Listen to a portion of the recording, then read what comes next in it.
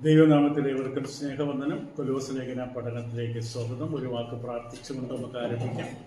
ദൈവകരങ്ങളിലേക്ക് നമ്മെ ഏൽപ്പിക്കാം. ഉന്നതനും അത്യുന്നതനും പരിശുദ്ധനും വിശുദ്ധനും അന്തരംഗങ്ങളെയും ഉള്ളറകളെയും ഉപ്പുകളെയും നിലവുകളെയും അറിയുന്ന സർവജ്ഞാനിയും സർവശക്തനുമായ പരിശുദ്ധ പിതാവേ, ഇപ്രകാരം ഈ സായാഹ്നത്തിൽ അങ്ങയുടെ വിശുദ്ധ വചനത്തിൻ്റെ തണലിൽ പലയിടത്താരും ഞങ്ങൾക്ക് ഒരുമിച്ച് കടന്നു വരുവാൻ ക്രിസ്തുവിലൂടെ നൽകി തന്നിരിക്കുന്ന കൃപയ്ക്കും അവസരത്തിനും അനുഗ്രഹത്തിനുമായിട്ട് നന്ദി. ഞങ്ങളെല്ലാവരെയും ഏൽപ്പിക്കുകയാണ്. അങ്ങയുടെ വചനം ഞങ്ങളുടെ ജീവിതത്തോട് ഇടപെടണം. ഞങ്ങളുടെ ജീവിതത്തിന് ആവശ്യമായിരിക്കുന്ന നിർദ്ദേശങ്ങൾ, പരിജ്ഞാനം, വെളിച്ചം വചനത്തിലൂടെ ലഭിച്ചവരായി ഇരുൾ നിറഞ്ഞ ഈ ലോക ജീവിതത്തിൽ ഞങ്ങളുടെ പാതകൾക്ക് പ്രകാശവും ദൈവമേ ഞങ്ങളുടെ കാലടികൾക്ക് വെളിച്ചവുമായി അങ്ങയുടെ വചനം പരിണമിക്കണമെന്ന് പ്രാർത്ഥിക്കുന്നു. പലയിടത്തായി ഇന്ന് ഞങ്ങളോടൊപ്പം ഈ വചന പഠന ശുശ്രൂഷയിൽ പങ്കെടുത്തുകൊണ്ടിരിക്കുന്ന എല്ലാവരെയും ആയിരിക്കുന്ന അവസ്ഥയോടുകൂടി തന്നെ ഞങ്ങളുടെ സന്നിധിയിൽ ഏൽപ്പിക്കുകയാണ്. അങ്ങയുടെ സാന്നിധ്യം കൃപയും ഞങ്ങളുടെ എല്ലാവരുടെ കൂടെ ഉണ്ടായിരിക്കണം. അങ്ങയുടെ ഹിതം ഞങ്ങളുടെ ജീവിതത്തിൽ വചന പഠനത്തിലൂടെ സംഭവിപ്പാൻ ഇടവരുത്തണമെന്ന് പ്രാർത്ഥിക്കുന്നു. ഞങ്ങളുടെ ശ്രദ്ധയും ഏകാഗ്രതയും അങ്ങയുടെ നിയന്ത്രണത്തിലായിരിക്കണം. അങ്ങയുടെ വചനം ഞങ്ങളുടെ ജീവിതത്തിൽ ക്രിയ ചെയ്യണം. അങ്ങ് ഉദ്ദേശിക്കുന്ന ലക്ഷ്യത്തിലേക്ക് എത്തിച്ചേരുവാൻ അങ്ങ് വചനത്തിലൂടെ പ്രവർത്തിക്കണമെന്ന് പ്രാർത്ഥിക്കുന്നു. ഞങ്ങളെല്ലാവരെയും താഴ്ത്തി സമർപ്പിക്കുകയാണ്. എളിമയോടെ, വിനയത്തോടെ, അങ്ങയുടെ വചനം സ്വീകരിപ്പാനുള്ള താല്പര്യത്തോടെ ഹൃദയം ഒരുക്കപ്പെട്ടവരായി ഞങ്ങളുടെ മുമ്പിൽ ഞങ്ങളായിരിക്കാൻ സഹായിക്കണം. ഒരിക്കൽ കൂടി എല്ലാ നന്മകൾക്കും കൃപകൾക്കുമായി നന്ദി. ക്രിസ്തു യേശു മുഖാന്തരം അപേക്ഷിക്കുന്ന പ്രാർത്ഥന കൃപയോടെ കേൾക്കുമാറാകണമേ. ആമേൻ. ഇപ്പോൾ കൊലോസ് ലേഖനത്തിൽ നാം ഇപ്പോൾ അപ്പോസ്തലനായ പൗലോസ് കൊലോസിലുള്ളവർക്ക് വേണ്ടി പ്രാർത്ഥിക്കുന്നതിനെക്കുറിച്ച് നമ്മൾ ചിന്തിച്ചുകൊണ്ടിരിക്കുമ്പോൾ അതിൻ്റെ 3-4 വാക്യങ്ങളൊന്ന് വായിക്കാം. ആദ്യം അവിടെ ഇപ്രകാരമാണ് പറയുന്നത്: സുവിശേഷത്തിൻ്റെ സത്യവചനത്തിൽ നിങ്ങൾ മുമ്പ് കേട്ടതായി സ്വർഗത്തിൽ നിങ്ങൾക്ക് സംഗ്രഹിച്ചിരിക്കുന്ന പ്രത്യാശ നിമിത്തം ക്രിസ്തുയേശുവിൽ നിങ്ങളുടെ വിശ്വാസത്തെയും സകല വിശുദ്ധന്മാരോടും നിങ്ങൾക്കുള്ള സ്നേഹത്തെയും കുറിച്ച് ഞങ്ങൾ കേട്ടിട്ട് നിങ്ങൾക്ക് വേണ്ടി പ്രാർത്ഥിക്കുകയിൽ എപ്പോഴും നമ്മുടെ കർത്താവായ യേശുക്രിസ്തുവിന്റെ പിതാവായ ദൈവത്തിന് സ്തോത്രം ചെയ്യുന്നു. ഇപ്പോൾ പൗലോസിന്റെ പ്രാർത്ഥനയാണ് നമ്മൾ ചിന്തിച്ചുകൊണ്ടിരിക്കുന്നത്. പൗലോസ് സ്തോത്രം ചെയ്തുകൊണ്ടാണ് പ്രാർത്ഥിക്കുന്നത് കൊലോസിലെ വിശ്വാസികൾക്ക് വേണ്ടി. അപ്പോൾ ആ സഭയിലുള്ള ഓരോ വിശ്വാസികളെയും ഓർത്ത് പൗലോസ് സ്തോത്രം ചെയ്യുകയാണ്. നാം ഈ വിഷയങ്ങൾ പഠിക്കുമ്പോൾ നമ്മുടെ ജീവിതത്തിലും അപ്രകാരം സംഭവിക്കുന്നുണ്ടോ എന്ന് നാം പരിശോധിക്കേണ്ട ഉത്തരവാദിത്വം നമുക്കുണ്ട്. ദൈവവചനം നമ്മോട് അവസാനം കണക്ക് ചോദിക്കുമ്പോൾ ഈ വചനം നാം കേട്ടു, പക്ഷെ ഞാൻ എൻ്റെ കൂടെയുള്ള ആത്മീയ സഹോദരങ്ങൾക്ക് വേണ്ടി വെറുതെ പ്രാർത്ഥിക്കുകയല്ല, സ്തോത്രം ചെയ്ത് പ്രാർത്ഥിക്കുന്നുണ്ടോ? കാരണം ഇവർക്ക് വേണ്ടി പൗലോസ് അപ്പോസ്തലൻ സ്തോത്രം ചെയ്യുവാൻ കാരണങ്ങളുണ്ട്. നമ്മുടെ ജീവിതം ഫലമുള്ളതാണ്. എപ്പഫ്രാസിലൂടെ അവരെക്കുറിച്ച് കേട്ട പൗലോസ് അവരെ ഓർത്ത് സ്തോത്രം ചെയ്യുവാൻ അഥവാ അഭിനന്ദിക്കേണ്ട സ്വഭാവ ഗുണങ്ങൾ മനസ്സിലാക്കുകയാണ്. ആത്മീകമാണ്, അതിനെ ഓർത്താണ് അഭിനന്ദിക്കുന്നത്. തൻ്റെ പ്രാർത്ഥന വെറും യാചനയും അപേക്ഷയുമല്ല, അത് നന്ദി കരേറ്റലാണ്, കൃതജ്ഞത അർപ്പിക്കുകയാണ്. അതുകൊണ്ടാണ് എപ്പോഴും നമ്മുടെ കർത്താവ് യേശുവിന്റെ പിതാവായ ദൈവത്തിന് സ്തോത്രം ചെയ്യും. ഹൃദയത്തിൽ നിന്ന് അവർക്ക് വേണ്ടിയുള്ള നന്ദി പ്രകടമാക്കിയ പ്രാർത്ഥനയാണ്. നമ്മൾ ഒരാൾക്ക് വേണ്ടി സ്തോത്രം ചെയ്യുമ്പോൾ അത് ഹൃദയത്തിൽ നിന്നുള്ളതായിരിക്കണം. ആത്മാവിൽ അവരോടൊപ്പം ചേർന്ന് നിൽക്കുന്ന ഒരു പ്രാർത്ഥനയായിരുന്നു അപ്പോസ്തലന്റെ പ്രാർത്ഥന. സ്തോത്രം ചെയ്യേണ്ടത് ആരെയാണ്? സ്തോത്രം ചെയ്യേണ്ടത് ദൈവത്തെയാണ്. കാരണം എല്ലാ ആത്മീക അനുഗ്രഹങ്ങളുടെയും ഉറവിടം ദൈവമായതുകൊണ്ട് സ്തോത്രം ദൈവത്തിനാണ്. നമ്മുടെ ചുറ്റുമുള്ള സഹോദരങ്ങൾക്ക് വേണ്ടി നാം സ്തോത്രം ചെയ്യുമ്പോഴും നാം സ്തോത്രം ചെയ്യേണ്ടത് ദൈവത്തിനാണ്. അതാണ് 5-ാം വാക്യം. എപ്പോഴും നമ്മുടെ കർത്താവായ യേശുക്രിസ്തുവിന്റെ പിതാവായ ദൈവത്തിന് സ്തോത്രം. ഇപ്പൊ ദൈവത്തെയാണ് സ്തുതിക്കേണ്ടത്. നമ്മൾ വളരെയധികം ശ്രദ്ധിച്ച് മനസ്സിലാക്കേണ്ട ഒരു പ്രയോഗമാണ് കഴിഞ്ഞ തവണ നമ്മൾ അവസാന സമയത്ത് ചിന്തിച്ചത്. അവിടെ സ്തോത്രം ചെയ്യുമ്പോൾ പൗലോസ് പറയുന്നത് എപ്പോഴും നമ്മുടെ കർത്താവായ യേശുക്രിസ്തുവിന്റെ പിതാവായ ദൈവത്തിന് സ്തോത്രം. ഇവിടെ ശ്രദ്ധിച്ച് മനസ്സിലാക്കേണ്ട ഒരു പ്രയോഗമാണ്. കാരണം ആത്മീയ ഗോളത്തിൽ പല വാക്കുകളും തെറ്റായി ദുരുപയോഗിക്കപ്പെട്ടിട്ടുണ്ട്. ഇവിടെ പിതാവെന്ന പ്രയോഗം അതിന് പല ആശയങ്ങളുണ്ട്, പല തലങ്ങളുണ്ട്. ഇപ്പൊ ദൈവവുമായിട്ടുള്ള പുത്രന്റെ ബന്ധം തെളിയിക്കുന്ന പ്രയോഗമാണ്. കർത്താവ് യേശുക്രിസ്തു എന്ന ദൈവപുത്രനും പിതാവായി ദൈവവും തമ്മിലുള്ള ബന്ധം തെളിയിക്കുകയാണ് പിതാവ് എന്ന വാക്കുകൊണ്ട്. ഇപ്പോൾ കർത്താവ് യേശു പോലും ദൈവത്തെ പരാമർശിച്ച് സംസാരിക്കുമ്പോൾ ഇതേ വാക്ക് ഉപയോഗിച്ചിട്ടുണ്ട്. മത്തായി 7:21, എന്നോട് കർത്താവേ കർത്താവേ എന്ന് പറയുന്നവൻ ഏവനുമല്ല, സ്വർഗസ്ഥനായ എൻ്റെ പിതാവിൻ്റെ ഇഷ്ടം ചെയ്യുക. ഇപ്പൊ താനും ദൈവവും തമ്മിലുള്ള ബന്ധം അതിനെ സൂചിപ്പിക്കുന്നൊരു വാക്കാണിത്. അത് മത്തായി 10-ാം അധ്യായത്തിന്റെ 32-33 വാക്യത്തിലും ഇതേ വാക്ക് നമുക്ക് കാണുവാനായിട്ട് സാധിക്കും. മത്തായി 12 ചില വാക്യങ്ങൾ വായിച്ചാലേ അത് മനസ്സിലാവുകയുള്ളൂ. മനുഷ്യരുടെ മുമ്പിൽ എന്നെ ഏറ്റുപറയുന്ന ഏവനെയും സ്വർഗസ്ഥനായ എൻ്റെ പിതാവിന്റെ മുമ്പിൽ ഞാനും ഏറ്റുപറയും. മനുഷ്യരുടെ മുമ്പിൽ എന്നെ തള്ളിപ്പറയുന്നവനെയോ എൻ്റെ പിതാവിന്റെ മുമ്പിൽ ഞാനും തള്ളി. ഇപ്പൊ എൻ്റെ പിതാവിന്റെ മുമ്പിൽ അതൊരു ബന്ധത്തിന്റെ ആഴങ്ങളെ കാണിക്കുന്ന വാക്കാണ്. അത് മത്തായി 12:56 നമുക്ക് ആ വാക്ക് പരിചയപ്പെടാൻ കഴിയും. മത്തായി 12:56 വാക്യമില്ല അവിടെ, ശരി, 50-ാം വാക്യം. സ്വർഗസ്ഥനായ എൻ്റെ പിതാവിന്റെ ഇഷ്ടം ചെയ്യുന്നവൻ എൻ്റെ സഹോദരനും സഹോദരിയും അമ്മയുമാകും. ഇവിടെ സ്വർഗസ്ഥനായ എൻ്റെ പിതാവ് എന്ന വാക്ക്, അപ്പൊ അതാണ് ആദ്യത്തെ തലം. രണ്ടാമത് ഇതിൽ അർത്ഥമാക്കുന്നത് ജീവശാസ്ത്രപരമായ ഒരു ഉത്ഭവത്തെ കുറിച്ചല്ല. ഇപ്പൊ നമ്മൾ ഒരാളെ ചൂണ്ടിക്കാണിച്ചാൽ അതെന്റെ അപ്പനാണ്, അത് ഇന്ന വ്യക്തി എൻ്റെ അപ്പനാണ്. നെയിം ഓഫ് യുവർ ഫാദർ, നിന്റെ പിതാവിന്റെ പേരെന്ത്, അപ്പന്റെ പേരെന്ത് ചോദിച്ചാൽ നമുക്കൊരു പേര് പറയുന്ന, അത് ജീവശാസ്ത്രപരമായിട്ടുള്ള ഒരു ബന്ധമാണത്. ആ വ്യക്തിയിലൂടെയാണ് ഞാൻ ജനിച്ചത്. ആ അർത്ഥമല്ല ഇവിടെ ഉദ്ദേശിക്കുന്നത്. ദൈവത്തെ യേശുക്രിസ്തു പിതാവ് എന്ന് പരാമർശിക്കുമ്പോൾ ബയോളജിക്കൽ സെൻസ് അല്ല, ജീവശാസ്ത്രപരമായിട്ടുള്ള ഉത്ഭവത്തെ കുറിക്കാനുള്ള വാക്കല്ല യേശു ദൈവത്തെ പിതാവ് എന്ന് പരാമർശിച്ചത്. ഇതിന് പഴയ നിയമകാലത്തുള്ള ചിന്ത പ്രതിഫലിപ്പിക്കുന്ന വാക്കാണ് നമ്മൾ കണ്ടു. 2 ശമൂവേൽ 7:14 1 ദിനവൃത്താന്തം 17:13 ശലോമോനെ കുറിച്ച് ദാവീദിന്റെ ദൈവം പറയുമ്പോൾ ഞാൻ അവന് പിതാവായിരിക്കുമെന്ന് പറയും. അതൊരു ബന്ധത്തെ കാണിക്കാൻ പഴയമത്തിന്റെ ആശയത്തിന്റെ പിന്നിലുണ്ട്. യേശുവിനെ കുറിച്ച് പറയാൻ എബ്രായർ 1:5 ഇത് പറയുകയുണ്ടായി. മാത്രമല്ല, യേശുവിനെ ദൈവപുത്രൻ എന്ന് പരാമർശിക്കുന്നതിൽ അതിന്റെ ഒരാശയം നമ്മൾ കണ്ടത്, മറിയ ഗർഭം ധരിച്ച് പരിശുദ്ധാത്മാവിനെ ഗർഭം ധരിച്ച് ഒരു ശരീരം ഒരുക്കപ്പെടുകയുണ്ടായി. ദൈവത്തിന് മനുഷ്യനായി കടന്നു വരുവാൻ ഈ ഭൂമിയിലേക്ക് നമ്മെപ്പോലെ ജഡരക്തങ്ങളോട് കൂടിയവനായി കടന്നു വരാൻ ഒരു ശരീരം ആവശ്യമാണ്. എബ്രായത്തിൽ പറയും, ഒരു ശരീരം എനിക്ക് ഒരുക്കപ്പെട്ടിരിക്കുന്നു. ആ ശരീരം ഒരുക്കപ്പെട്ടു എന്നുള്ളത് കൊണ്ട് കൂടിയാണ് ഇവിടെ പറയുന്നത്. ഒരു വാക്യം 2 വാക്യം ശ്രദ്ധിച്ച് വായിക്കണം. ലൂക്കോസ് 1:32.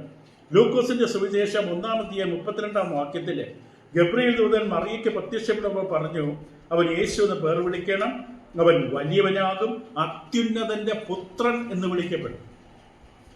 അപ്പൊ മറിയോട് പറയാണ്, നിന്റെ ഉദരത്തിൽ രൂപം കൊണ്ടിരിക്കുന്ന ആ ശിശു അത്യുന്നതന്റെ പുത്രനാണ്, അത്യുന്നതന്റെ പുത്രൻ എന്ന് വിളിക്കപ്പെടും.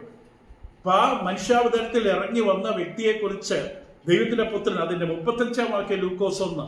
അതിന് ദൂതൻ, അപ്പൊ എങ്ങനെയാണ്, എനിക്ക് പുരുഷനെ അറിയില്ലല്ലോ, അത് എങ്ങനെ സംഭവിക്കുമെന്ന് മറിയ ആശ്ചര്യപ്പെട്ട് നിൽക്കുമ്പോൾ, തനിക്കത് വേണ്ട എന്നല്ല പറഞ്ഞത്, ആശ്ചര്യപ്പെട്ട് നിൽക്കുകയാണ്.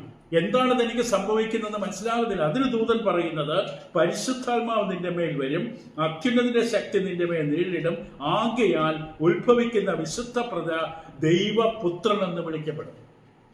അപ്പൊ ആ ഒരു തലം കൂടി നമുക്ക് അവിടെ കാണാൻ സാധിക്കും.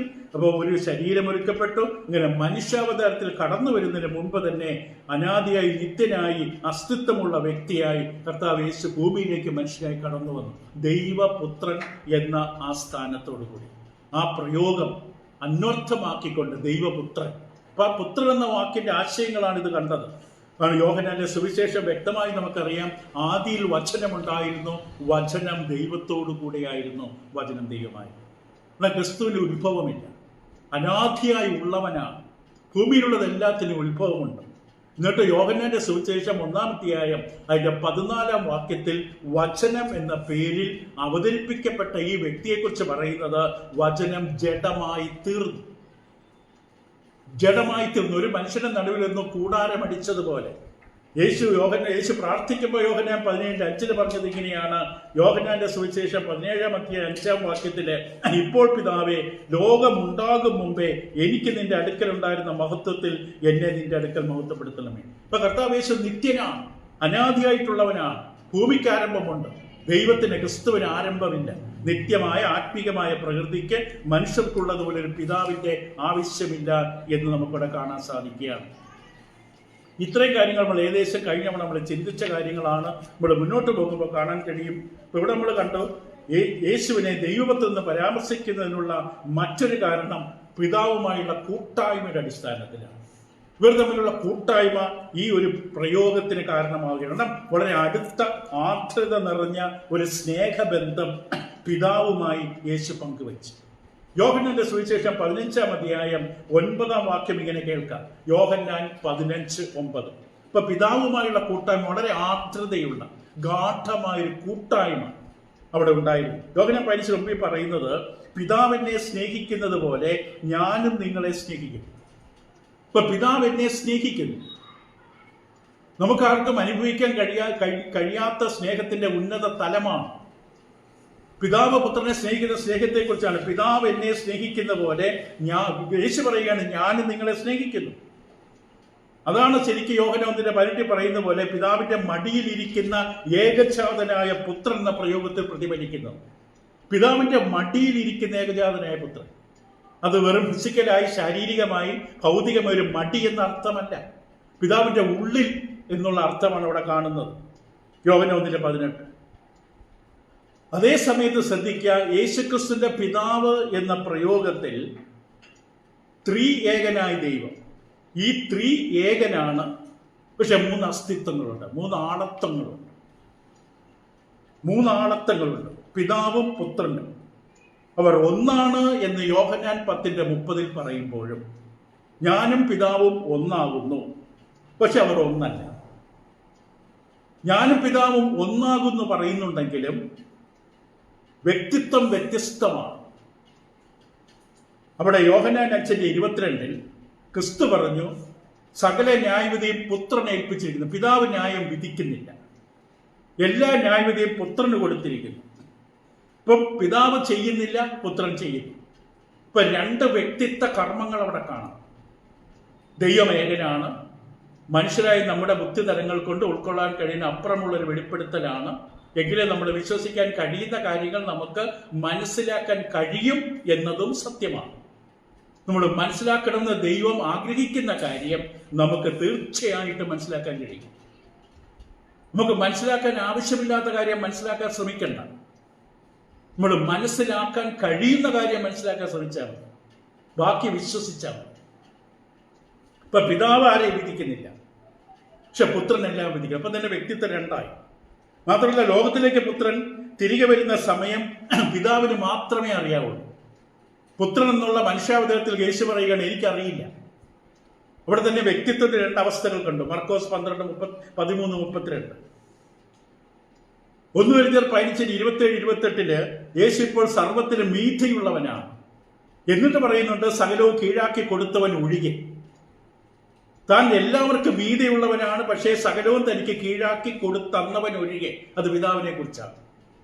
ഇപ്പൊ ദൈവം ത്രിഏകനാണ്. പിതാവ്, പുത്രൻ, പരിശുദ്ധാത്മാവ് എന്ന 3 ആളത്വങ്ങൾ ദൈവമെന്ന വിശുദ്ധ വെളിപാടിന്റെ ഉള്ളിലുണ്ടെന്ന് വചനം പറയുന്നു. 3 വ്യക്തിത്വങ്ങളുടെ ദൗത്യങ്ങൾ വ്യത്യസ്തമാണ്. ഇനി പറയാൻ പോകുന്നത് ശ്രദ്ധിക്കുക. പിതാവും പുത്രനും തമ്മിലുള്ള ഏകത്വം, വേറൊരു വാക്ക് ഒരുമ അല്ലെങ്കിൽ അഖണ്ഡത. പിതാവും പുത്രനും തമ്മിലുള്ള ഏകത്വം ആത്മീക അസ്തിത്വത്തിലുള്ളവർ തമ്മിലുള്ള ഒരുമയാണ്. ആത്മീകമായ അസ്തിത്വം, ആത്മീകമായ അവസ്ഥയുള്ളവർ മാത്രം തമ്മിലുള്ള ഒരുമയാണ്. That can exist only between spirit beings. ആത്മീക അസ്തിത്വത്തിലുള്ളവർക്ക് മാത്രം അനുഭവിക്കാൻ കഴിയുന്ന ഒരുമയാണ് പിതാവും പുത്രനും പരിശുദ്ധാത്മാവും തമ്മിലുള്ളത്. ശരീരത്തിലുള്ളവർക്ക് തമ്മിൽ അക്ഷരീകമായി ഈ ഐക്യത സാധ്യമല്ല. Mister A, mister B, mister C, 3 പേർക്ക് 3 ഫിസിക്കൽ ബോഡിയുണ്ട്. അവർ ഒരുമിച്ച് കൈകോർത്ത് നിൽക്കാം, ഒരുമിച്ച് ഒരേ യൂണിഫോം ഇടാം, ഒരുമിച്ച് ഇങ്ങനെ കെട്ടിപ്പിടിച്ച് നിൽക്കാം. പക്ഷെ അവർ ഒന്നല്ല. കാരണം ഒരു ഫിസിക്കൽ ബീയിങ്സ് ആണ്. ഭൗതിക ശരീരത്തിൽ വസിക്കുന്നവനാണ്. അവിടെ ഭൗതിക ശരീരങ്ങൾ ഒരു ചെറിയ പൊട്ടിത്തെറി വന്നാൽ 3 ആകും. 3 സ്ഥലത്തേക്ക് ഓടും. അതല്ല ഇവിടെ പറയുന്നത്. ഇവിടെ ഭൗതിക ശരീരം തമ്മിൽ വേർപെടുത്താൻ കഴിയും. ആത്മീക അസ്തിത്വമുള്ള അവസ്ഥ മനുഷ്യവർഗത്തിന് പരിചയമില്ലാത്ത അജ്ഞതയുള്ള മേഖലയാണ്. ആത്മീക അസ്തിത്വത്തിലുള്ള അവസ്ഥ മനുഷ്യവർഗത്തിന് പരിചയമില്ലാത്ത, അനുഭവിക്കാൻ കഴിഞ്ഞിട്ടൊരു മേഖലയാണ്. ആത്മീക ജീവനില അഥവാ പൊരുൾ ഉള്ള അസ്തിത്വങ്ങൾക്ക് ഒന്നായിരിക്കാനും അതേസമയം വേറിട്ടവരാകുവാനും സാധിക്കും. ഇത് ആത്മീക അസ്തിത്വമാണ്, സ്പിരിച്വൽ ബീയിങ് ആണ്. ഭൗതികമായ അവസ്ഥയാണ് നമ്മളെ ലിമിറ്റ് ചെയ്യുന്നത്. ഉദാഹരണം, നിങ്ങൾ ഇപ്പോൾ ഈ സ്ഥലത്ത് ഇവിടെ ഇരിക്കുന്നു. നിങ്ങൾക്ക് ഇതേ സമയത്ത് കോഴിക്കോട് ഇരിക്കാനോ തിരുവനന്തപുരത്ത് ഇരിക്കാനോ മൈസൂരിൽ ഇരിക്കുവാനോ നിങ്ങൾക്ക് സാധിക്കില്ല. നിങ്ങളുടെ ശരീരം നിങ്ങളെ പരിമിതപ്പെടുത്തി. നിങ്ങളൊരു ബെഞ്ചിലോ കസേരയിലോ കട്ടിലിലോ സ്റ്റൂളിലോ ഇരിക്കുകയാണ്. നിങ്ങളുടെ ശരീരം ഇവിടെ ബൗണ്ടാണ്, ഇവിടെ പരിമിതപ്പെട്ടിരിക്കുന്നു. നിങ്ങളുടെ ശരീരത്തിന് അകത്തൊരു വിധത്തിൽ ബന്ധിക്കപ്പെട്ടിരിക്കുന്നു. നേരെ വെച്ച് നിങ്ങൾ ആത്മീയരാണെങ്കിൽ നിങ്ങൾക്ക് ആ ബന്ധനമില്ല. ഇവിടെ ദൈവത്തെക്കുറിച്ച് പറയുമ്പോൾ ദൈവം ആത്മാവാണ്. പിതാവ്, പുത്ര, പരിശുദ്ധാത്മാവ് ആത്മിക അസ്തിത്വമുള്ളവരാണ്. അവരുടെ ഈ ജീവനില, പൊരുൾ നമുക്ക് മനസ്സിലാക്കാൻ ഒരിക്കലും കഴിയില്ല. ദൂതന്മാർക്ക് പോലും സാധിക്കില്ല. ദൂതന്മാർ ക്രിയേറ്റഡ് ബീയിങ്സ് ആണ്. ദൂതന്മാർ സൃഷ്ടികളാണ്. ദൂതന്മാർ ദൈവത്തെ പോലെ ആത്മീകരല്ല. ഇവിടെ ദൗത്യമാത്മീകമാണ്. They are still created beings. ഭൗതിക ശരീരപ്രകൃതിയുള്ള ഒരാൾക്ക് മറ്റൊരാളിൽ ഇരിക്കാൻ പറ്റില്ല. എനിക്ക് മിസ്റ്റർ എയിൽ ഇരിക്കാൻ പറ്റില്ല. ഉദാഹരണത്തിന് വിജയ ജോസഫ്, എനിക്ക് വിജയ ജോസഫിൽ ഇരിക്കാൻ പറ്റില്ല, വിജയ ജോസഫിന് എന്നിൽ ഇരിക്കാൻ പറ്റില്ല. പക്ഷെ യേശു പിതാവിലും പിതാവ് യേശുവിലും എന്ന് യോഹന്നാൻ 10:38 ഇങ്ങനെ വെളിപ്പെടുത്തി. യോഹന്നാന്റെ സുവിശേഷം 10-ാം അധ്യായം അതിന്റെ 38-ാമത്തെ വാക്യം പറയുന്നത് ഇപ്രകാരമാണ്. അവിടെ യേശുവിന്റെ ദൈവികത്വത്തെ സംശയിക്കുന്നവരോട് പറയും, ഞാൻ എൻ്റെ പിതാവിന്റെ പ്രവൃത്തി ചെയ്യുന്നില്ലെങ്കിൽ. ദൈവം ചെയ്യേണ്ട കർമ്മങ്ങൾ, ദൈവത്തിന്റെ പ്രവർത്തികളാണ് യേശു ചെയ്തത്. പക്ഷെ ജനങ്ങളെ സമ്മതിക്കുന്നില്ല. യേശുവിന് തെളിവ് കൊടുക്കുകയാണ്, ഞാൻ എൻ്റെ പിതാവിന്റെ പ്രവൃത്തി ചെയ്യുന്നില്ലെങ്കിൽ എന്നെ വിശ്വസിക്കണ്ട. ചെയ്യുന്നുവെങ്കിലോ എന്നെ വിശ്വസിക്കാതിരുന്നാലും പിതാവ് എന്നിലും ഞാൻ പിതാവിലും. ഇത് നമുക്ക് ആർക്കും പറയാൻ പറ്റില്ല. ദൂതന്മാർക്ക് പറയാൻ പറ്റില്ല. ഗബ്രിയേലിന് ഞാൻ മിക്കായിലും, മിക്കായില് ഗബ്രിയേൽ എന്ന് പറയാൻ പറ്റില്ല. മിസ്റ്റർ എക്ക് ഞാൻ ബിയിലും ബി എയിലും എന്ന് പറയാൻ പറ്റില്ല. ഇത് ദൈവത്തിന് മാത്രം പറയാൻ കഴിയുന്നൊരവസ്ഥയാണ്. ഇവിടെ അത് ആത്മിക ജീവികളാണ്, ആത്മിക വ്യക്തിത്വമാണ്.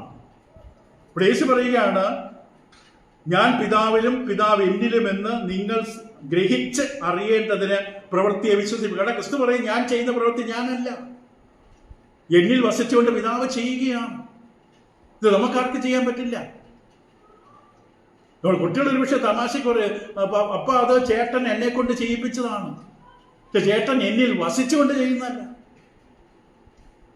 ഇത് ദൈവത്തിന് മാത്രം കഴിയുന്ന അവസ്ഥയാണ്. യോഹന്നാൻ 14:10.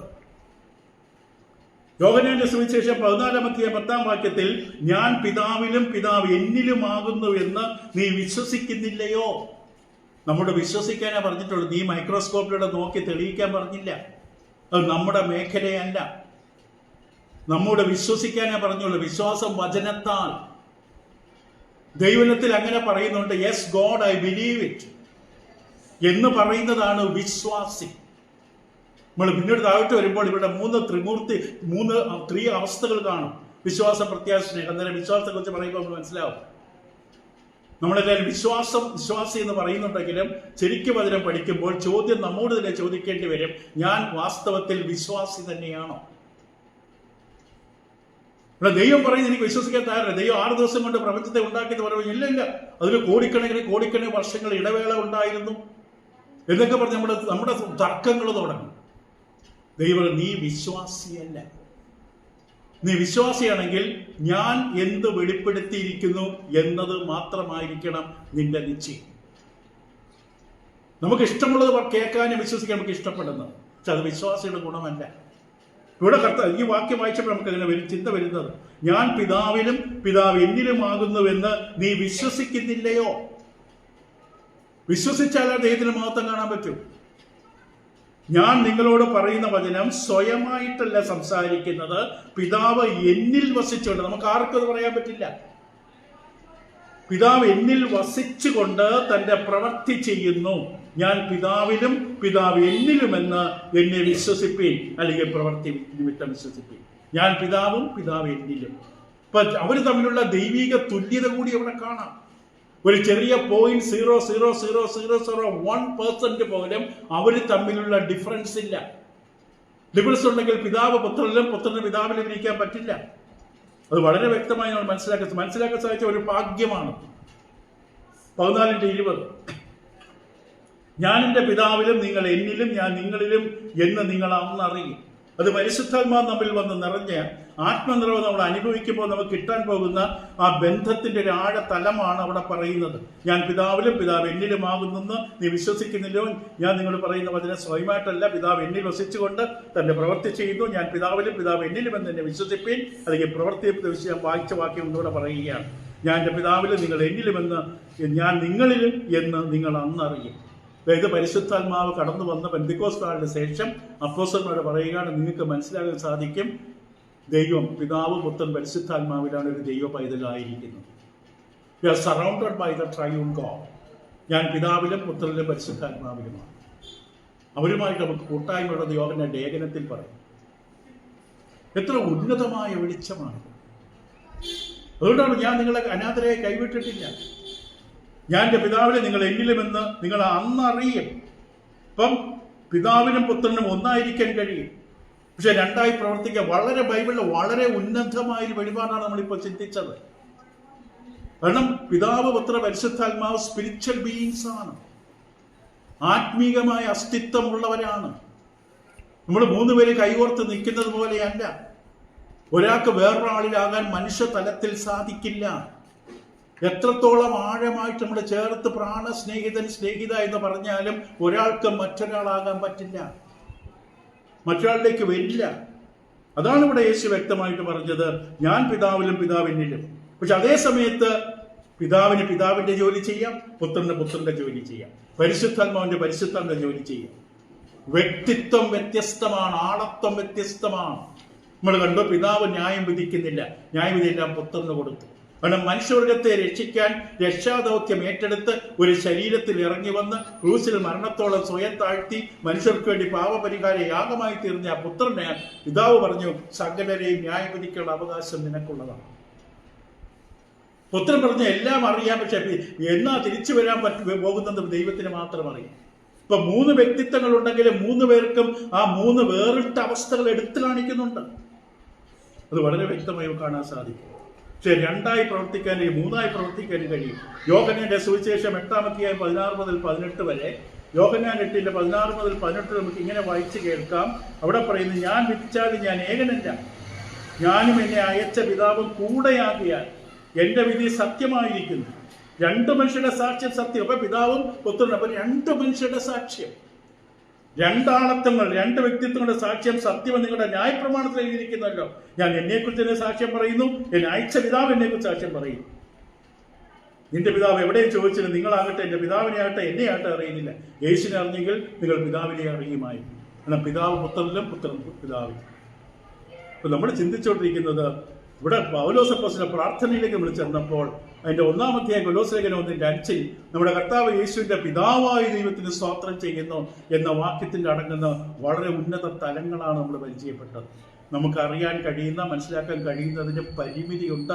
നമ്മുടെ ജഡീകമായ, മലിനകരമായ, ബലഹീനമായ ഈ ജഡത്തിൽ ബന്ധിതരാണ്. ഇവിടെ കാഴ്ചപ്പാടുകളും ചിന്തകളും വിചാരങ്ങളും ഗ്രഹണവും കഴിവുമെല്ലാം മലിനമാണ്. ഉദാഹരണത്തിന് ആദാം ഹവ്വയും ഏദൻ തോട്ടത്തിൽ നഗ്നരായിരുന്നു പറഞ്ഞാൽ നമ്മുടെ മനസ്സിൽ ലജ്ജാകരമായ ചിന്തകൾ വരും. പക്ഷെ അവർ വിശുദ്ധരാണ്, പക്ഷെ തുണിയില്ല. ആ അവസ്ഥ ഉൾക്കൊള്ളാൻ പോലും നമുക്ക് പറ്റില്ല. അത്രമാത്രം മലിനതയാണ് നമ്മുടെ ചിന്തകൾക്കുള്ളത്. അതുകൊണ്ട് ദൈവികമായ വെളിപാടുകളൊക്കെ നമ്മൾ ഉൾക്കൊള്ളുവാനായിട്ട് ഒരു പരിധിക്കപ്പുറം ബുദ്ധിമുട്ട് നേരിടും. പക്ഷെ നമ്മുടെ ബുദ്ധിമുട്ട് അനുസരിച്ചുകൊണ്ട് അത് സത്യമല്ലാതാകില്ല, അതെന്നും സത്യമാണ്. ഇപ്പൊ പിതാവ് പുത്രനിലും പുത്രൻ പിതാവിലും ആത്മീക അസ്തിത്വമുള്ളവരാണ്, ഇവർ ശാരീരിക വ്യക്തികളല്ല. ശരീരത്തിൽ വസിക്കുന്നവർ ബന്ധിതരാണ്, നിയന്ത്രിതരാണ്, പരിമിതികളുള്ളവരാണ്. അതുകൊണ്ട് ഈ പ്രസ്താവന മനുഷ്യർക്കാർക്കും ദൂതന്മാർക്ക് പോലും പറയാൻ പറ്റില്ല, ഞാൻ പിതാവിലും പിതാവ് എന്നിലും. ഇതാണ് ഇത്രയും നേരം പറഞ്ഞത്. അപ്പൊ യേശു ദൈവത്തെ പിതാവെന്ന് വിളിക്കുമ്പോൾ അത് പിതാവിന് മനസ്സിലാകും. പിതാവിന് മാത്രമേ ഇത് മനസ്സിലാവുകയുള്ളൂ. പുത്രൻ എന്ന് പറയുമ്പോൾ പുത്രന് മാത്രമേ ഇത് മനസ്സിലാവുകയുള്ളൂ. അല്ലെങ്കിൽ അത് വെളിപ്പെടുത്തി കിട്ടണം മത്തായി വചനം.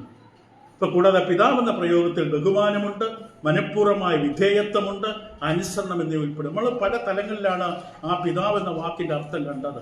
ഒന്നുകൂടെ ആവർത്തിക്കാൻ വിട്ടുപോയവർക്ക് വേണ്ടി ദൈവത്തിന് സ്തോത്രം ചെയ്യുമ്പോൾ പിതാവെന്ന പ്രയോഗം ഉപയോഗിച്ച് ഒന്ന് ദൈവവുമായുള്ള പുത്രന്റെ ബന്ധത്തെ തെളിയിക്കുന്ന പ്രയോഗമാണ് നമ്മൾ കഴിഞ്ഞ ഉടൻ കണ്ടു. യേശു പറഞ്ഞു എൻ്റെ പിതാവിന്റെ ഇഷ്ടം ചെയ്യുക. യേശു പറഞ്ഞ് ശ്രദ്ധിച്ചു നോക്കിയാൽ എൻ്റെ പിതാവിന്റെ ഇഷ്ടം ചെയ്യുക.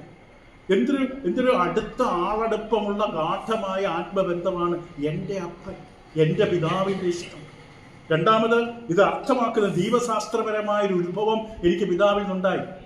ഇപ്പൊ നമ്മളെല്ലാവരും നമ്മുടെ അപ്പനും അമ്മയിൽ നിന്ന് അവരുടെ DNA-യിലൂടെ 9 മാസം 9 ദിവസം 9 മിനിറ്റൊക്കെ ഗർഭപാത്രത്തിനകത്ത് രൂപം കൊണ്ട് പൂർണ്ണമായ രൂപം കൊണ്ട അവസ്ഥയിൽ നിന്നാണ് ജീവശാസ്ത്രപരമായി നിങ്ങൾക്ക് ഉത്ഭവം ഉണ്ടായത്. അതിനുമ്പോൾ നമ്മളില്ല. കർത്താവ് യേശു പക്ഷേ നിത്യനാണ്, ഇല്ലാത്തൊരു സമയമില്ല. ഇപ്പൊ ജീവശാസ്ത്രമായ ബന്ധമല്ല ദൈവത്തെ പിതാവെന്ന് വിളിക്കുമ്പോൾ.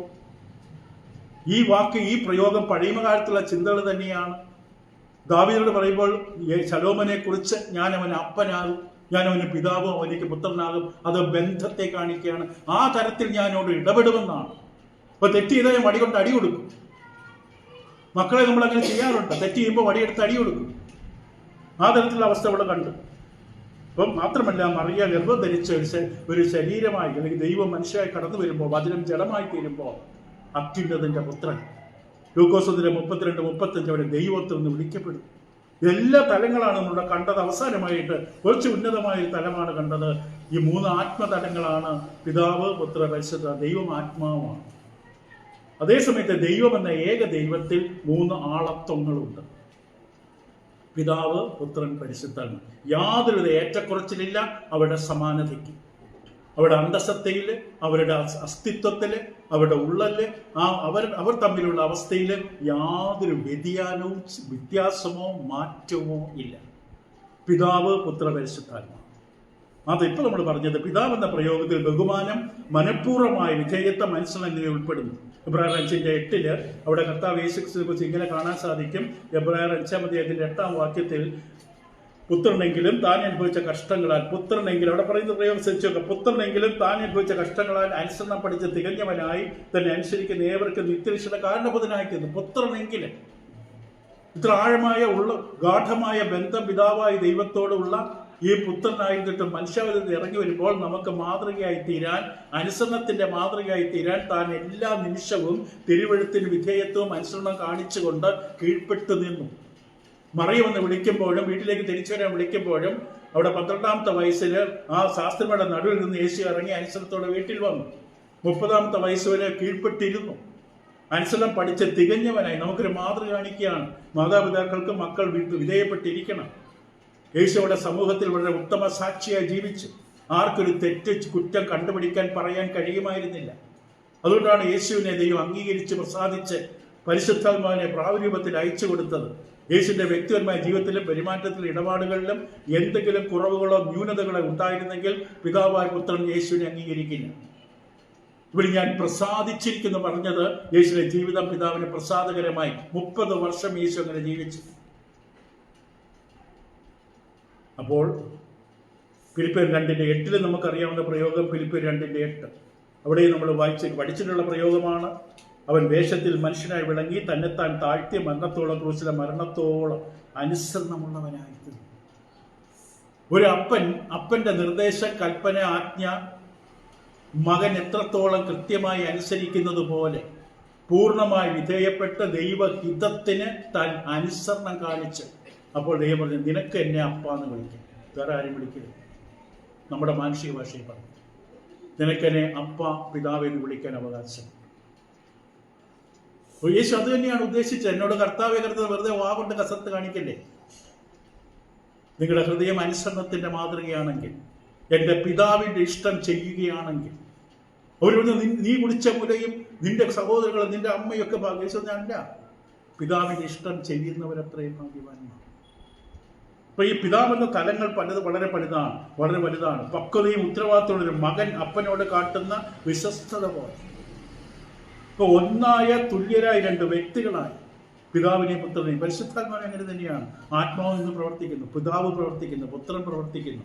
ഇവർ തമ്മിൽ മത്സരമില്ല, ഇവർ തമ്മിൽ വാശിയില്ല. പിതാവിന് കൂടുതൽ ബഹുമാനം കിട്ടുന്നല്ലോ. അല്ലെങ്കിൽ ദാവീദിനും ശൗലിനും തമ്മിൽ ഉണ്ടായതുപോലെ ദാവിനെ കൂടുതൽ പുകഴ്ത്തുന്നല്ലോ, ദാവിനെ കൂടുതൽ പ്രശംസ കിട്ടി എനിക്ക് കിട്ടിയില്ലെന്ന് ശൗലിന് കോപം വന്ന പോലെ പിതാവിന് അങ്ങനെയില്ല. ഇതിനെ എല്ലാവരും ഒന്നായി ഒരു ലക്ഷ്യം, മനുഷ്യവർഗത്തിന്റെ വീണ്ടെടുക്കപ്പെട്ട മനുഷ്യവർഗത്തെ നിത്യയിലേക്ക് എത്തിക്കാനുള്ള പരമമായിട്ടുള്ള ആ വലിയ പ്രവർത്തനം. ഇത് മൂന്നുപേരും ഒരു ലക്ഷ്യത്തിൽ പ്രവർത്തിക്കുന്നു. ഇവർ തമ്മിൽ മത്സരമില്ല.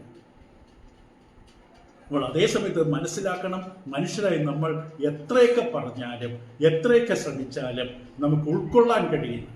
പുതിയത് വെളിപ്പെടുത്താൻ പറ്റില്ല. ദൈവത്തിൻ്റെ കാര്യം ദൈവം വെളിപ്പെടുത്തിയത് മനസ്സിലാക്കാൻ പരിമിതികളുണ്ട്. ആത്മികർക്ക് ആത്മികമായത് വിവേചിക്കും. പ്രാകൃത മനുഷ്യരത് ഇത് ബുദ്ധിമുട്ടാണ്.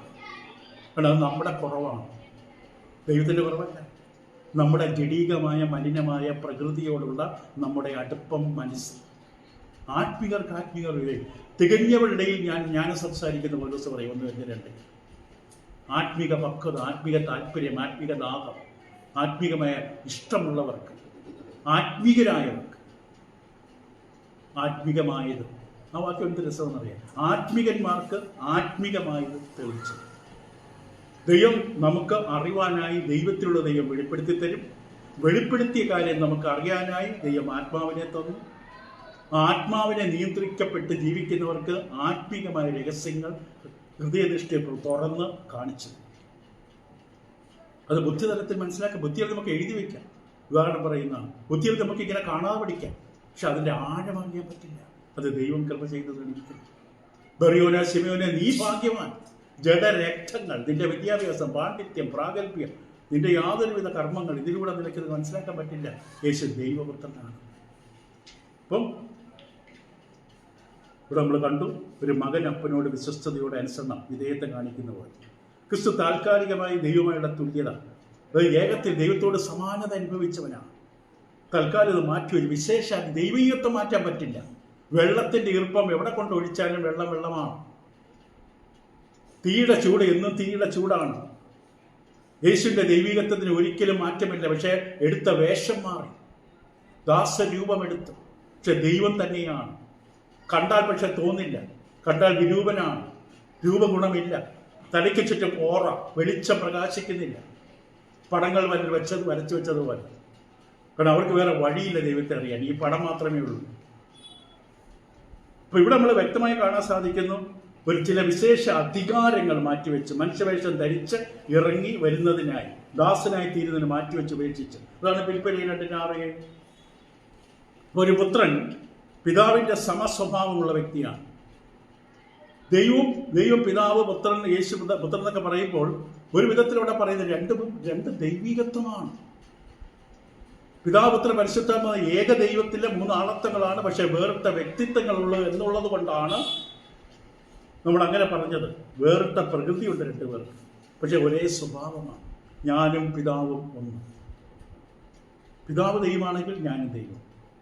പിതാവിനെ ബഹുമാനിക്കണം, എന്നെയും അതേപോലെ ബഹുമാനിക്കണം. പിതാവിന് ഞാൻ 100 കൊടുത്തു, പുത്രന് 90 മതി എന്ന് പറഞ്ഞാൽ അവിടെ തീർന്നു. ആ വ്യക്തിയുടെ കാഴ്ചപ്പാട് തകർന്നു. പിതാവിനെ നിങ്ങൾ ബഹുമാനിക്കുന്ന പോലെ പുത്രനെ ബഹുമാനിക്കും. ദൈവത്തെ വിശ്വസിക്കുന്നുവെങ്കിൽ എന്നെയും വിശ്വസിക്കണം. യോഹന്നാൻ 14. യാതൊരു വ്യത്യാസവും പിതാവും പുത്രനും തമ്മിൽ ദൈവീകത്വത്തിലില്ല. പിതാവ് പുത്രൻ എന്ന വാക്കിൽ അടങ്ങുന്നതാണ്. രണ്ടും സമസ്വഭാവം, സമപ്രകൃതിയുള്ളവരാണ്. പിതാവ് ദൈവമെങ്കിൽ പുത്രനും ദൈവമാണ്, പിതാവുമായി തുല്യനാണ്. ദൈവം എൻ്റെ പിതാവ് എന്ന് ക്രിസ്തു പറഞ്ഞപ്പോൾ യഹൂദന്മാർ യേശുവിനെ അറിയാൻ കല്ലെടുത്തത് കൊണ്ടാണ്. യോഹന്നാൻ 5:18 ഇപ്രകാരം നമുക്ക് വായിക്കാൻ കഴിയും. യോഹന്നാന്റെ സുവിശേഷം 5-ാം അധ്യായം അതിന്റെ 18-ാം വാക്യത്തില് യഹൂദന്റെ മനസ്സിന്നത് കേൾക്കണം. യഹൂദനെ സംബന്ധിച്ച് ഒരു മനുഷ്യനായി നിൽക്കുന്ന ഒരു വ്യക്തി ദൈവത്തോട് തുല്യനാണെന്നോ താൻ ദൈവമാണെന്നോ പറഞ്ഞാൽ പഴയമപ്രകാരം അത് ദൈവദൂഷണമാണ്. ആ വ്യക്തിയെ കല്ലെറിഞ്ഞ് കൊല്ലണമെന്ന ന്യായപ്രമാണത്തിലെ കൽപ്പനയാണ്. ഇവിടെ കർത്താവ് യേശുക്രിസ്തു സബത്തിൽ ഒരു അത്ഭുതം ചെയ്തു കഴിയുമ്പോൾ യഹൂദന്മാർ അവനെ ഉപദ്രവിക്കും. യേശുവരോട് പറയുന്നത് പ്രയോഗം ഇതാണ്, 5:17 എൻ്റെ പിതാവ് ഇന്ന് വരെയും പ്രവർത്തിക്കാൻ ഞാനും പ്രവർത്തിക്കുന്നു. നമ്മൾ നേരത്തെ പറഞ്ഞ വിഷയമാണത്. ഞാൻ പിതാവിലും പിതാവ് എന്നിലും. എൻ്റെ പ്രവൃത്തി നിങ്ങൾ നിമിത്തം വിശ്വസിക്കും. ഞാൻ ദൈവമാണ്, ദൈവത്തിലാണ്, ദൈവം എന്നിലാണെന്ന്. എൻ്റെ പ്രവൃത്തി നോക്കും. ദൈവത്തിൻ്റെ പ്രവൃത്തിയല്ല ഞാൻ ചെയ്യുന്നത്. മരിച്ചവരെ എഴുന്നേൽപ്പിക്കുന്നു, കുരുടനെ കാഴ്ച കൊടുക്കുന്നു, വെള്ളത്തിന്മേൽ നടക്കുന്നു. നിസ്സാരമായ 5 അപ്പവും 2 മീനും എടുത്ത് 5000 പേരെ പോഷിപ്പിച്ച് സ്ത്രീകളുടെ നമ്പർ കൂടാതെ 12 കൊട്ടവിടെ നിറച്ച് കൺമുമ്പിൽ സാക്ഷികളായി നിൽപ്പുണ്ട്. ഞാൻ ചെയ്ത പ്രവൃത്തി കണ്ടിട്ട് എനിക്ക് എന്നെ ആരെന്നാ തോന്നുന്നത്. യോഹന്നാൻ സ്നാപകൻ തടവിൽ കിടക്കുമ്പോൾ യേശുവിന്റെ അടുക്കൽ ആളെ ചോദിച്ചിട്ട്, വരുവാനുള്ള നീയാണോ? നീ മശികയാണോ? ഞങ്ങൾ ഇനി കാത്തിരിക്കണോ? യോഹന്നാന് സന്തോഷത്തോടെ തല വെച്ച് കൊടുക്കണം. ഞാൻ ഈ ഒരാൾക്ക് വേണ്ടി കാത്തിരിക്കണോ? യേശു മറുപടി പറഞ്ഞു, അവിടെ മുമ്പിൽ വെച്ചിട്ട് ചില അത്ഭുതം കാണിച്ചത് നിങ്ങൾ കാണുന്നു പോയി പറയാൻ പറഞ്ഞു. അവരെന്തിനാ കാറ്റടിക്കുമ്പോൾ ഈ കടന്ന് കൊലയുന്നത്? അങ്ങോട്ട് സംശയിച്ച് ഇങ്ങോട്ട് സംശയിച്ച് ഇങ്ങോട്ട് ചാടി ഇങ്ങോട്ട് ചാടി പോകുന്നത് എന്തിനാണ്? യോഹന്നാൻ, നീ ഉറച്ചു നിൽക്കും. ദൈവം അയച്ചിട്ടാണ് നീ വന്നത്. നിനക്ക് ലക്ഷ്യമുണ്ട്. ആ ലക്ഷ്യത്തിൽ നീ വ്യക്തമായി പുത്രനെ ശുശ്രൂഷിക്കാൻ അങ്ങനെ പാതി ഒരുക്കം വന്ന നീ വ്യക്തമായി ധൈര്യത്തോടെ വയ്ക്കോ. കുഴർ കാണുന്നു, ചെകിടർ കേൾക്കുന്നു, മുടന്തർ നടക്കുന്നു എന്നൊക്കെ പറഞ്ഞുകൊണ്ട് അവർക്ക് ആ യോഹന്നാന്റെ ശിഷ്യന്മാർക്ക് യേശു പറഞ്ഞു കൊടുക്കും, പോയി പറ അവനോട്. ഉലയാതെ നിൽക്കാൻ പറ, ചാഞ്ചാടാതെ നിൽക്കാൻ പറ. നമ്മോട് പറയുകയാണ്, ചാഞ്ചാടാതെ. കണ്ട ദുരുപദേശങ്ങളൊക്കെ കേട്ടിട്ട് നമ്മുടെ ഹൃദയത്തിൽ ഈ ചാഞ്ചാട്ടം വരരുത്. കർത്താവ് യേശുവിന്റെ ദൈവികത്വത്തിൽ നിശ്ചയമുണ്ടാകും. അത് ഭാഗ്യമാണ്. അപ്പൊ യഹൂദന്മാർ അവനെ ഉപദ്രവിച്ചപ്പോൾ യേശു അവരോട്, എൻ്റെ പിതാവ് ഇന്ന് വരെയും പ്രവർത്തിക്കുന്നു, ഞാനും പ്രവർത്തിക്കുന്നു ഉത്തരം പറഞ്ഞു. അപ്പൊ യേശു അവരോട് പറഞ്ഞ പ്രയോഗം, എൻ്റെ പിതാവ്, ഞാനും പ്രവർത്തിക്കുന്നു, എൻ്റെ പിതാവ് പ്രവർത്തിക്കും. അപ്പം യഹൂദന്മാർക്ക് മനസ്സിലായി. ന്യായപ്രമാണത്തിൽ പരിചയമുള്ള യഹൂദന്മാർ മനസ്സിലാകാത്തത് കൊണ്ടല്ല കല്ലെറിയാൻ ശ്രമിച്ചത്. യേശു എന്താണ് അവകാശപ്പെടുന്നതെന്ന് ആ കേട്ടവർക്ക് മനസ്സിലായി. ഈ മനുഷ്യൻ, അവരെ സംബന്ധിച്ച് യേശു മനുഷ്യനാണെന്നുള്ള തെറ്റിദ്ധാരണയാണ് പ്രശ്നം. നസറേത്തിൽ നിന്ന് വല്ല നന്മയും വരുമോ? കുപ്രസിദ്ധമായ പട്ടണത്തിൽ നിന്ന് എങ്ങനെ ഒരാള് മശിഹയായിട്ട് വരും? അവർ ലോകപ്രകാരമുള്ള പലവിധമായ അവസ്ഥകളാൽ പരിമിതപ്പെട്ടവരാണ് ചിന്തയിലും തീരുമാനത്തിലും അറിവിലും. അതുകൊണ്ട് യേശുവിനെ കാണാൻ സാധിച്ചില്ല. പക്ഷെ യേശുവിന്റെ ദൈവത്തിന്റെ രീതി അതാണ്. പുറമെ കണ്ടുകൊണ്ട് ആരും എൻ്റെ അടുക്കൽ വരരുത്. സൗന്ദര്യം കണ്ടുവരരുത്, പ്രസംഗപാഠവും കണ്ടുവരരുത്. ഹൃദയത്തിൻ്റെ അകത്ത് കത്തണം. ദൈവനെ കേൾക്കുന്ന സമയത്ത് എമ്മാവസിലുള്ള യാത്രയിൽ വെച്ച് 2 ശിഷ്യന്മാർ അനുഭവിച്ചതുപോലെ അവൻ നമ്മോട് വന്ന് സംസാരിക്കുമ്പോൾ ഹൃദയം കത്തിക്കൊണ്ടിരിക്കുകയാണ്. അപ്പൊ യഹൂദന്മാർ അടയാളം അന്വേഷിക്കുന്നു, യവനന്മാർ ജ്ഞാനം അന്വേഷിക്കുന്നു. പക്ഷെ ദൈവം വിളിച്ചവർക്ക് യേശുവിൽ തന്നെ ദൈവജ്ഞാനവും ദൈവശക്തിയും കാണും. വിളിക്കപ്പെട്ട അനേകർക്ക് അവൻ ദൈവശക്തിയാണ്.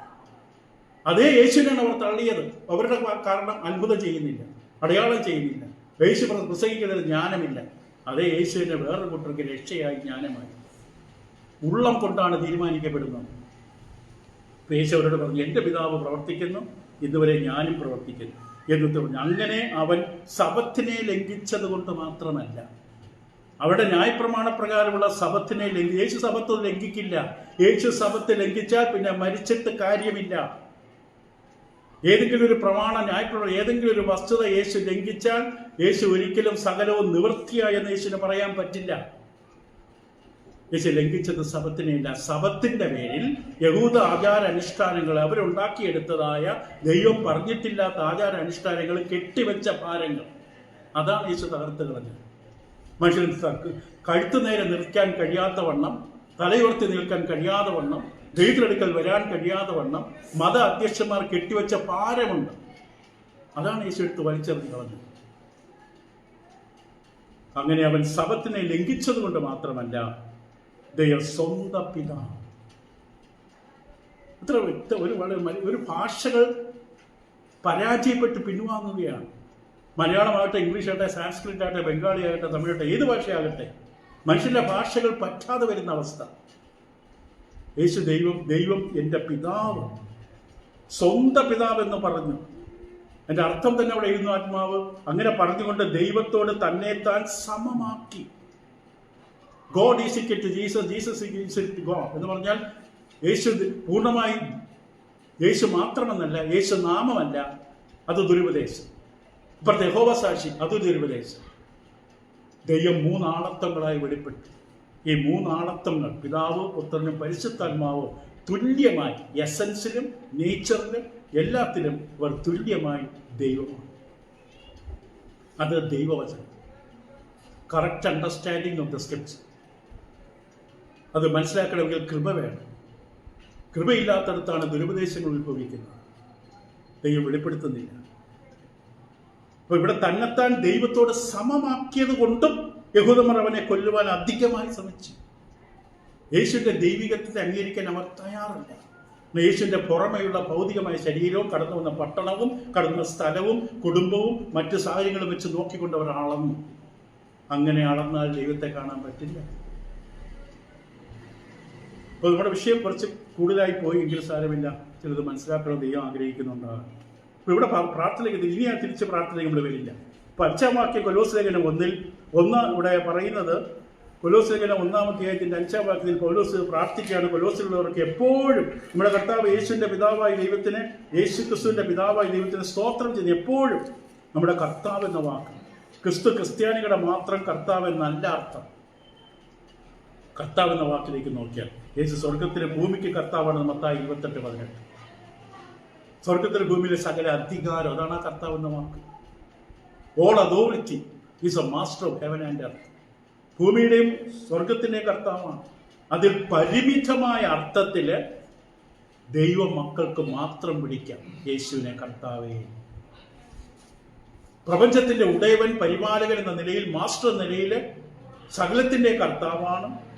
ലൂക്കോസ് 6:46 പ്രകാരം അല്ലെങ്കിൽ മത്തായി 21 പ്രകാരം ദൈവ മക്കളായിരിക്കുന്നവർക്ക് ദൈവവുമായുള്ള ബന്ധമുള്ളതിന്റെ അടിസ്ഥാനത്തിൽ നിങ്ങൾ എന്നെ കർത്താവേ കർത്താവേ എന്ന് വിളിക്കുകയും ഞാൻ പറയുന്നത് ചെയ്യാതിരിക്കുകയും ചെയ്യുന്നുണ്ട്. അപ്പോൾ യേശു പറയുന്നത് ചെയ്യുന്നവർക്ക് യേശുവിനെ എന്ത് വിളിക്കാം? കർത്താവേ എന്ന് വിളിക്കാം. അവർക്ക് മാത്രമേ ആ വിളിക്ക് അർഹതയുള്ളൂ. യേശുവിന്റെ കൽപ്പന അനുസരിക്കുന്നവർക്ക് മാത്രമേ യേശുവിനെ Lord, master, praise the Lord എന്ന് പറയാൻ അവകാശമുള്ളൂ. എന്തൊക്കെ ദൈവദൂഷണങ്ങളെ ലോകത്തിൽ നടക്കുന്നത് ക്രിസ്ത്യാനിത്വത്തിൽ! ഇപ്പൊ മറ്റ് വിഗ്രഹങ്ങളെയോ ദുരുപദേശങ്ങളെയോ ബിംബങ്ങളെയോ ആരാധിക്കാതെ കർത്താവ് യേശു ക്രിസ്തുവിനെ ഹൃദയത്തിൽ സ്വീകരിച്ച് ക്രിസ്തുവിന്റെ കൽപ്പന അനുസരിച്ച് സ്നാനമേറ്റ് ദൈവത്തെ സേവിക്കുന്നവർക്ക് യേശു കർത്താവാണ്. യേശുവിടെ കർത്താവാണ്. നമ്മുടെ ജീവിതത്തിലെ ചുക്കാൻ, നിയന്ത്രണം. ആ ബോട്ടിൽ സഞ്ചരിക്കുക യേശു പഠിപ്പിച്ചു. ഞാൻ നിങ്ങളുടെ ബോട്ടിലുണ്ടായിട്ട് നിങ്ങൾ ഒരു തിരമാല വന്നപ്പോൾ, വെള്ളം പൊങ്ങിയപ്പോൾ, ബുദ്ധിമുട്ട് വന്നപ്പോൾ നിലവിളിക്കാൻ തുടങ്ങി. ഒരിക്കലും ഞാൻ ഉറങ്ങുന്നൊന്നുമല്ല. ദൈവം ഉറങ്ങില്ല. ദൈവം അവരുടെ അവസ്ഥ കാണിച്ചു കൊടുക്കുകയാണ്. അയ്യോ, ഞങ്ങൾ നശിച്ചു പോകുന്നതിൽ നിനക്ക് പ്രശ്നമില്ലേ? യേശുവിനെ കുറിച്ചല്ല അവർ ചിന്തിച്ചത്, അവരെ കുറിച്ചാണ്. യേശു ജീവിതത്തിൽ ഉണ്ടായിട്ടും ഒരു യേശുവിനെ കുറിച്ച് ചിന്തിക്കുന്നില്ല, ദൈവത്തിന്റെ രാജ്യത്തെക്കുറിച്ച് ചിന്തിക്കുന്നില്ല. നിങ്ങൾ ഇത്ര അവിശ്വാസികളോ? ഭീലിക്കണം. യേശു കാറ്റിനെയും കടലിനെയും അവിടെ മുമ്പിൽ സാഹസിച്ച് കാണിച്ചു. പ്രകൃതി പോലും തന്റെ ശബ്ദത്തിന് മുമ്പ്, കാരണം തന്റെ ശബ്ദത്താൽ ഉണ്ടായതാണ് ഇത്. പ്രകൃതി പോലും തന്റെ ശബ്ദത്തെ അനുസരിക്കുന്നു. അപ്പൊ യേശു നമ്മുടെ ഹൃദയത്തിൽ, ജീവിതത്തിൽ കർത്താവായി വാഴണം. പത്രോസ് പറഞ്ഞ പോലെ ഹൃദയത്തിൽ യേശുവിനെ കർത്താവായി വിശദീകരിക്കും. യേശു ജീവിതത്തിലെ ചുക്കാനിങ് ഏറ്റെടുക്കും. യേശു നിങ്ങളോട് മാറി ബാക്ക് സീറ്റിലിരിക്കും, ഞാൻ ഓടിക്കാം, വണ്ടി ഞാൻ ഓടിക്കാം. യേശു ഓടിച്ചാൽ വണ്ടി ലക്ഷ്യസ്ഥാനത്ത് ഒരു തട്ടും മുട്ടും കൂട്ടാതെ ലക്ഷ്യസ്ഥാനത്ത് വണ്ടി എത്തും. 1 കൊരിന്ത്യർ 8:6 യേശു ക്രിസ്തു ഏക കർത്താവും നമുക്കുണ്ട്. അവൻ മുഖാന്തരം സകലവും, അവൻ മുഖാന്തരം നാമമാകും. അപ്പോൾ യേശുവിൻ്റെ അനുയായികളല്ലാതെ, അവസാനിപ്പിക്കാം, യേശുവിൻ്റെ അനുയായികളല്ലാതെ ആരും യേശുവിനെ ശരിയായി ബഹുമാനിക്കുന്നില്ല. യേശുവിനെ കർത്താവായ ഹൃദയം കൊണ്ട് സ്വീകരിക്കുകയും അംഗീകരിക്കുകയും സ്നേഹിക്കുകയും ചെയ്യുന്നവർക്കല്ലാതെ യേശുവിനെ ബഹുമാനിക്കുവാൻ കഴിയില്ല. നമ്മൾ അധരം കൊണ്ട് പറയും കർത്താവേ കർത്താവേ കർത്താവേ, യേശുവേ യേശുവേ. യേശു, നമ്മൾ യശാവ് പഠിച്ചിട്ടുള്ളവർക്ക് അറിയാം, യേശു തൻ്റെ മൂക്ക് ആലങ്കാരികമായി ദുർഗന്ധം വമിക്കുന്ന ശബ്ദത്തിൻ്റെ മുമ്പിൽ യേശുവിൻ്റെ മൂക്ക് പൊത്തിരിക്കും. ഇത് ദുർഗന്ധമാണ്. എന്നെ സ്നേഹിക്കാനോ എന്നെ നിങ്ങളുടെ ഹൃദയത്തിൽ കർത്താവായി സ്വീകരിച്ച് വാഴിക്കാനോ നിങ്ങൾക്ക് താല്പര്യമില്ലാതെ എന്നെ കർത്താവെ കർത്താവെ നിങ്ങൾ വിളിക്കുമ്പോൾ, യജമാനായിട്ട് സ്വീകരിക്കാൻ തയ്യാറാകാതിരിക്കുമ്പോൾ, ഉന്നതൻ പരമോന്നതൻ ഭരണം നടത്തുന്നവനെന്ന് എന്നെ നിങ്ങൾ കാണാതെ, സുപ്പീരിയർ റൂളർ എന്ന് എന്നെ കാണാതെ പരമോന്നതൻ എന്ന പാട്ടൊക്കെ പാടിക്കൊണ്ടൊന്നും ഒരു കാര്യമില്ല. ബാക്കി നമുക്ക് അടുത്ത ദിവസം ചിന്തിക്കാം. ഇപ്പോൾ നമ്മൾ കണ്ടതിന്ന് വ്യക്തമായിട്ട് കുറച്ച് ആഴങ്ങളാണ്. അവിടെ യേശുവിൻ്റെ ദൈവികത്വത്തിൻ്റെ പുസ്തകമാണ് കൊലോസ്യ ലേഖനം. ഇവിടെ യേശു ക്രിസ്തുവിനെ കുറിച്ച് ആ ദൈവികത്വത്തെ അവതരിപ്പിക്കുമ്പോൾ എല്ലാ വാക്യങ്ങളും ആഴമാണ്. പ്രാർത്ഥിക്കാൻ മൈക്കിൾ ശ്രമിച്ചിരിക്കുന്നത്.